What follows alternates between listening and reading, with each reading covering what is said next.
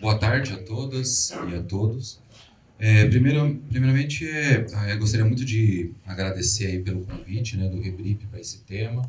Agradecer aí a todos os presentes na mesa e saudar, né, todos os presentes na mesa e também as mesas que tiveram tanto hoje pela manhã como no dia de ontem. Meu nome é Herbert, eu sou metalúrgico de São José dos Campos, eu trabalho na Embraer, sou parte da diretoria do sindicato e nós tivemos nos últimos 5 anos muito envolvidos numa campanha nacional que envolveu não só o nosso sindicato, a nossa central, como todas as centrais sindicais, posso dizer, na verdade, o conjunto da esquerda brasileira, uma parte da academia, que foi numa campanha contra a venda da Embraer para a Boeing. Eu falo isso porque nós realizamos seminários com apoio do DIEESE, com gente da Unicamp, da USP, e foi fundamental tudo isso, essa união da academia, junto com os centros de pesquisa, né, do meio sindical, junto com o movimento sindical de conjunto, que inclusive ajudou a subsidiar parlamentares do PT, do PSOL, naquele momento, né, na Câmara, com o presidente Bolsonaro, a tentar fazer o debate do qual seria prejudicial a venda da Embraer para a Boeing. Então, a gente acabou tendo, nesse período todo, um acúmulo muito importante sobre como é estratégico esse setor.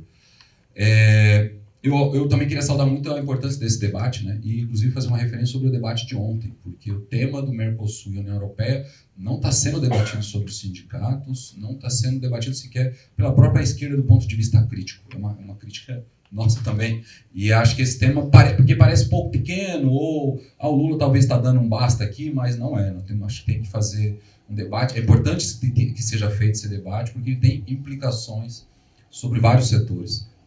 Então, acho que queria saudar muito esse debate, como também o debate da questão do meio ambiente, a questão da reindustrialização. No final, quero falar um pouco sobre isso, eu tenho uma visão crítica também, talvez, que vá no sentido do que o João falou aqui na outra mesa, mas eu vou guardar um pouco para o final, focando na apresentação da Embraer.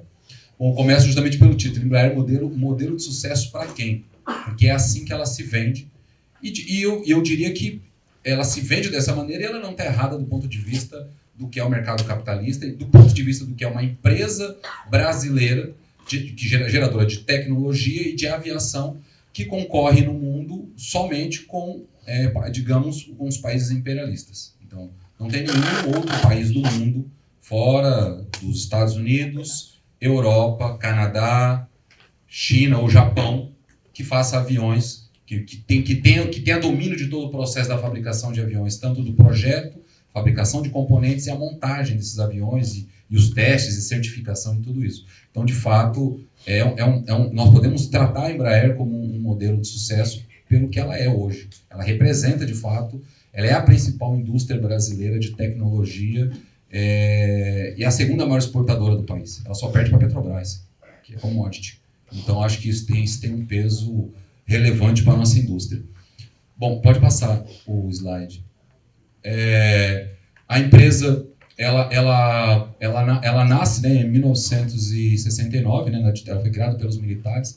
A história da Embraer é toda uma... Nós estamos estudando porque nós temos um processo de investigação na Comissão de Direitos Humanos por conta da participação e colaboração da Embraer com a ditadura militar. Então, é um processo, então nós estamos estudando o nascimento e toda a história da Embraer nesse processo, que é bem curioso, as relações óbvias, né, dos militares com a perseguição, mas ela é uma empresa que nasce para suprir as Forças Armadas naquele momento, e depois, óbvio, ela ganha um aspecto da aviação comercial com um bandeirante, o avião bandeirante, e depois ela tem as suas evoluções, ela tem a sua privatização em 1994, onde desponta a aviação comercial, que é o carro-chefe da Embraer hoje.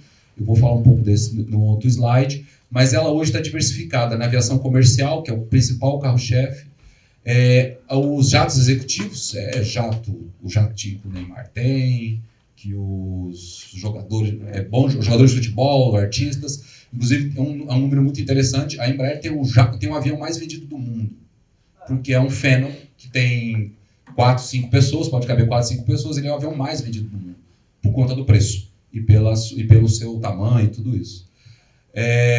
O avião, a área de defesa, que é focado nos jatos, né, tem os Super Tucanos. Para quem não conhece os Super Tucanos, é a Esquadrilha da Fumaça. são os aviões fabricados pela Embraer.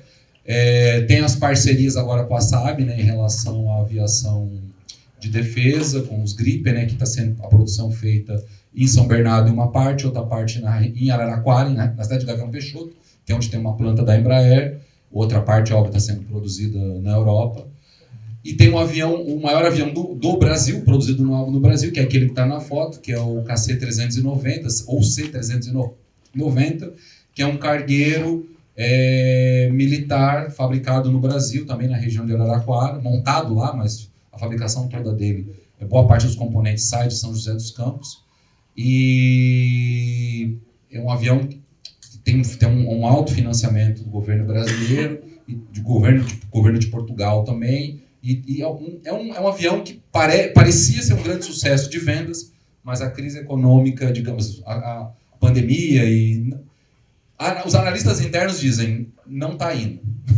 Não está indo. E pareceu que a guerra na Ucrânia, esses conflitos faria despertar mais interesse no mercado, mas não está indo. Parte da alegação é que a Boeing tem um outro concorrente, tem um projeto, não está em fabricação, mas tem um projeto parecido.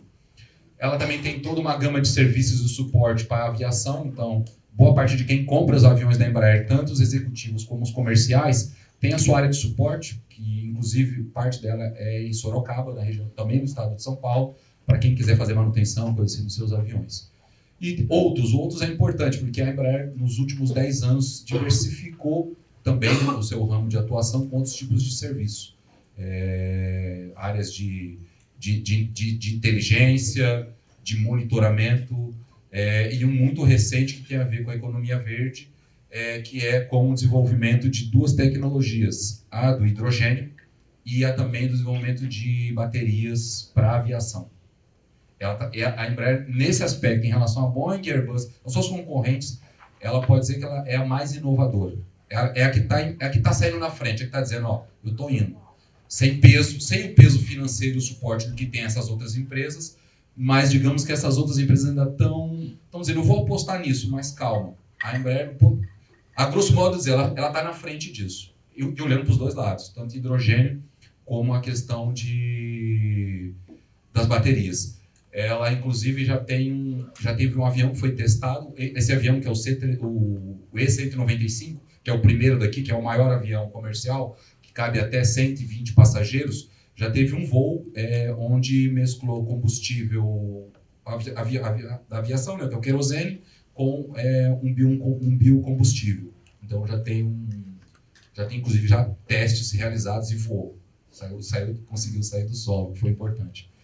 Bom, essa empresa e todo esse ramo globalmente tem 17 mil trabalhadores e no Brasil 14 mil, cerca de 14 mil. Focado no estado de São Paulo, a planta de São José dos Campos tem 12 mil trabalhadores. Depois temos a cidade de Botucatu, Gavião Peixoto, Sorocaba e Taubaté, com menos de 1.000 trabalhadores. Mas ela está focada no estado de São Paulo. Próximo slide. Eu não vou fazer a apresentação da empresa, eu não vou perder tempo aqui, porque eu não sou representante dela, e ela nem gosta que eu seja. Eles já me falaram isso numa apresentação que eu fiz. Mas tudo bem, faz parte da política sindical dela e a herança militar. Bom, ela tem 1.400 aviões de serviço, né? Está presente em 50 países, mais de 80 empresas aéreas. Para quem já foi para os Estados Unidos, ou viajou internamente nos Estados Unidos, provavelmente já ou voou no avião da Bombardier ou da Embraer. Porque tem a ver com a estratégia, que eu vou falar mais à frente num outro slide, sobre a estratégia da aviação regional da Embraer. Desculpa, a estratégia de aviação regional dos Estados Unidos. Os Estados Unidos, qualquer país que for viajar para os Estados Unidos, ele vai para 3 ou 4 cidades, São Francisco, Nova York, e essas cidades, elas depois distribuem se você precisa ir para Denver. Bom, os voos internos, a aviação regional, normalmente são feitos por aviões menores. Então, é da Embraer ou da Bombardier. Então, a Embraer, na década de final de 90, na verdade, no início dos anos 2000, vendeu muito avião nos Estados Unidos. Então, é muito comum as 3 principais empresas aéreas norte-americanas terem aviões da Embraer. Também alguns na Europa, principalmente a Alemanha e a Holanda. Itália, Lufthansa, as principais companhias têm. O curioso é, onde não tem? No Brasil. No Brasil só tem a Azul. Só a Azul tem aviões da Embraer. A Azul falou, quando a Azul nasceu, falou, vou só comprar avião da Embraer, e foi assim. Depois ela comprou Airbus e Boeing, que também é um tema que eu vou falar no outro slide. Próximo. Aviação executiva, rapidamente dizendo, 1.650 vendido ao redor do mundo, é o avião da burguesia. Esses são os aviões, gente. Ninguém acha nessa sala, mesmo se a gente se juntar tudo aqui, não vamos conseguir comprar um avião mais barato da Embraer. Passando, próximo slide. Essa aviação, essa é a área de defesa, né? São os aviões. A área espacial, a Embraer também está em desenvolvimento de satélites, ajuda, tem componentes de fabricação isso. Tem novos, um novo navio, né, sendo fabricado, se não me engano, aqui no estado do Rio de Janeiro, e também um submarino, onde tem participação da Embraer em componentes, e também sistemas de monitoramento de defesa. Né? O próprio CIVAN da Amazônia é desenvolvimento da Embraer. Pode passar. Esse é o novo segmento da Embraer, e acho que isso é uma coisa que nós temos que olhar com mais atenção, que é o EVE, né? É um projeto de muitas pessoas não sabem como define isso. Se é um drone, um avião, um helicóptero, mas bom, é o carro voador. A Embraer gosta de chamar isso de carro voador. Vai ser 100% elétrico e ele vai poder fazer comunicações de pontos, né? Então, por exemplo, o projeto da Embraer é bem usado, ele vai ser inaugurado no Rio de Janeiro. Então, por exemplo, aqui teria um heliponto disso aqui no centro comercial do Rio para ir para o Galeão ou para o aeroporto, e seria como se fosse um Uber. Mas um Uber, óbvio, da elite teria um preço significativo, mas é óbvio, a facilidade de fugir do tráfego cotidiano que a gente vive, certo? Esse é um veículo que a Embraer está apostando muito nisso. E até me perguntaram antes, onde vai ser fabricado? A gente não sabe. É sério, eu estou investigando, tentando saber. Há especulações de que vai ser em São José, em Araraquara. Eu presumo, conhecendo a Embraer, que vai ser nos Estados Unidos. Eu presumo que vai ser lá. Com dinheiro público, investimento e pesquisa brasileira, mas o mais provável é que a fabricação seja nos Estados Unidos. Porque a aposta da Embraer, óbvio, desse mercado, é nos Estados Unidos. E ela, nos últimos anos, teve essa tendência. Onde mais vende, eu tento ir para lá. Tá? Próximo slide. Por causa do tempo, eu estou correndo um pouco. Aqui é só para mostrar a estrutura da empresa. A Embraer não se chama mais Embraer. A Embraer se chama hoje Embraer S.A. E isso se dá por conta desse gráfico. A maior parte dos donos da empresa hoje não são brasileiros. Então a Embraer não é uma empresa mais brasileira. É uma empresa estrangeira. Os principais acionistas são estrangeiros. A Embraer, quando ela nasceu, se chamava Empresa Brasileira de Aeronáutica. E hoje não é mais isso. Isso tirou, está no mercado. Foi em 1996. Próximo slide. Isso aqui eu trouxe porque tem a ver com um tema que eu acho que é o tema central da estratégia de reindustrialização. A Embraer, desde 2004 a 2019, recebeu 59 bilhões de reais do BNDES. Gente, isso é empréstimo, apoio para comprar máquina, é geral, tá? Esse valor. 2,5 bilhões foi só desde que a Boeing desistiu de comprar a Embraer. E 1,2 bilhões tem a ver com a economia de isenção fiscal da Folha. Bom, foi um período que teve isso no país, certo? Próximo slide. Esse é um dado que é curioso, que é o que faz o sindicato ter a bandeira da reestatização da Embraer. O sindicato, não só o nosso sindicato, mas outras centrais sindicais também, boa parte dos movimentos sociais do Brasil. A Boeing pagaria pela empresa, naquele momento, 16,4 bilhões de reais. Olha o que o BNDES já deu para ele. Vamos tratar, grosso modo, deu. Ok? A Embraer teve como compras do governo 28 cargueiros KC-390 e a parceria com o Gripen, que também é dinheiro que entra para o caixa da empresa. E esse caixa que vai voltar para aqueles acionistas daquele slide anterior. Não fica no Brasil esse dinheiro. Próximo slide. Nosso sindicato, junto com as outras centrais, lançamos a campanha pela reestatização. Existe um PL, inclusive, tramitando no Senado, que é de autoria do Jacques Wagner, do PT. Essa campanha de reestatização ela saiu junto com a campanha contra a Boeing, porque a conclusão da discussão que a gente fez sobre a Boeing beleza, vamos supor que a gente ganhe, lá naquele momento. A gente dizia, vamos supor que a gente ganhe e a Boeing não seja comprada. Que Embraer nós vamos querer? Porque quem quis vender a Embraer para a Boeing foi a própria diretoria da empresa, avalizada pelo Conselho de Administração, avalizada, óbvio, por aqueles acionistas. Então, esse Conselho de Administração continua na empresa. Então, nada está garantido que essa empresa, esse sucesso, que algumas pessoas podem ficar impressionados, que está pensando no futuro, está pensando no verde, pensando na eletrificação, tudo isso, nada está garantido que esse mesmo conselho administrativo, se amanhã receber proposta de uma empresa indiana ou de uma estatal chinesa, não vai vender. Nada, não está descartada essa possibilidade. E quem garante que não vai... Quem pode garantir que isso não aconteça? Concretamente, o Lula. E se o Lula perder a eleição daqui a 4 anos? E com outro presidente? Tudo é possível. Não, concordo. Então, assim, o nosso questionamento é, o que segura? É o Congresso Nacional atual, que vai segurar a venda da Embraer para a Boeing? Então, para nós, a reestatização ela é necessária. Porque se não tiver a reestatização, pode passar o slide? Se não tiver a reestatização da empresa, a gente não consegue garantir o que ela é e não consegue ter um projeto de futuro. Eu coloquei aqui o projeto de como que é a aviação regional nos Estados Unidos com o Brasil. De um ponto de vista geográfico, nós temos muitas similaridades. Mas do ponto de vista econômico, se a gente tivesse uma malha aeroviária estatal, aeroportos regionais estatais, por uma empresa estatal como a Embraer, controlando e fabricando aviões estatais, com financiamento estatal, para suprir essa demanda regional, a gente poderia também ter uma regionalização, uma economia mais regionalizada do país. E nós não temos. E acho que esse debate ele é fundamental. E eu quero finalizar esse debate com isso sobre o seguinte, sobre o que nós falamos aqui. Nós estamos discutindo reindustrialização. Mas eu quero ser bem concreto. Não dá para enxugar gelo, porque nós não somos a China. Nós estamos longe do que é os Estados Unidos, mesmo na sua formação, ou a Europa.